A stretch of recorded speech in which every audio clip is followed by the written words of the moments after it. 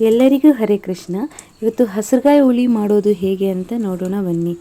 ಮೊದಲನೇದಾಗಿ ಬೋಂಡ ಹಸಿರುಗಾಯಿ ಬೇಕು, ಈರುಳ್ಳಿ ಬೇಕು, ಮತ್ತು ಒಂದು ಮಿಕ್ಸಿ ಜಾರಲ್ಲಿ ಕೊಬ್ಬರಿ, ಕಡಲೆ, ಕರಿಬೇವು, ಬೆಳ್ಳುಳ್ಳಿ, ಜೀರಿಗೆ, ಧನಿಯಾ ಪುಡಿ, ಅರಿಶಿನ, ಕೊತ್ತಂಬರಿ ಇದನ್ನೆಲ್ಲ ಹಾಕ್ಕೊಂಡು ರುಬ್ಕೊಬೇಕು. ಮತ್ತು ಉಪ್ಪು, ಸ್ವಲ್ಪ ಹುಣಸೆ ರಸ ಬೇಕು. ಈಗ ಮಾಡುವ ವಿಧಾನ ಹೇಗೆ ಅಂತ ನೋಡೋಣ ಬನ್ನಿ. ಮೊದಲನೇದಾಗಿ ಒಂದು ಪಾತ್ರೆಯಲ್ಲಿ 2 ಟೇಬಲ್ ಸ್ಪೂನ್ ಎಣ್ಣೆ ಹಾಕಿ ಅದಕ್ಕೆ ಎಣ್ಣೆ ಕಾದ ಮೇಲೆ ಸಾಸಿವೆ ಹಾಕಿ, ಸಾಸಿವೆ ಸಿಡಿದ ಮೇಲೆ ಕರಿಬೇವು ಹಾಕಿ, ಅದಾದಮೇಲೆ ಸ್ವಲ್ಪ ಕಡಲೆಬೇಳೆ ಹಾಕಿ ಈಗ ಬೋಂಡ ಹಸಿರುಗಾಯಿ ಮತ್ತು ಈರುಳ್ಳಿನ ಹಾಕಿಬಿಟ್ಟು ಚೆನ್ನಾಗಿ ಬಾಡಿಸ್ಕೊಳ್ಳಿ. ಚೆನ್ನಾಗಿ ಬಾಡಿಸಿದ ನಂತರ ಅದಕ್ಕೆ ಸ್ವಲ್ಪ ರುಚಿಗೆ ತಕ್ಕಷ್ಟು ಉಪ್ಪು ಮತ್ತು ಹುಣಸೆ ರಸ ಹಾಕಿಬಿಟ್ಟು ಸ್ವಲ್ಪ ಬೆಲ್ಲ ಹಾಕಿ ಮತ್ತೆ ಚೆನ್ನಾಗಿ ಬಾಡಿಸ್ಕೊಳ್ಳಿ.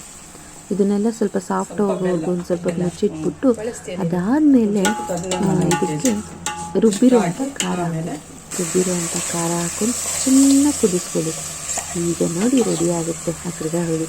ತುಂಬಾ ಚೆನ್ನಾಗಿರುತ್ತೆ. ಅನ್ನಕ್ಕೂ ಹಾಗೂ ಮುದ್ದೆಗೂ ತುಂಬ ಚೆನ್ನಾಗಿರುತ್ತೆ.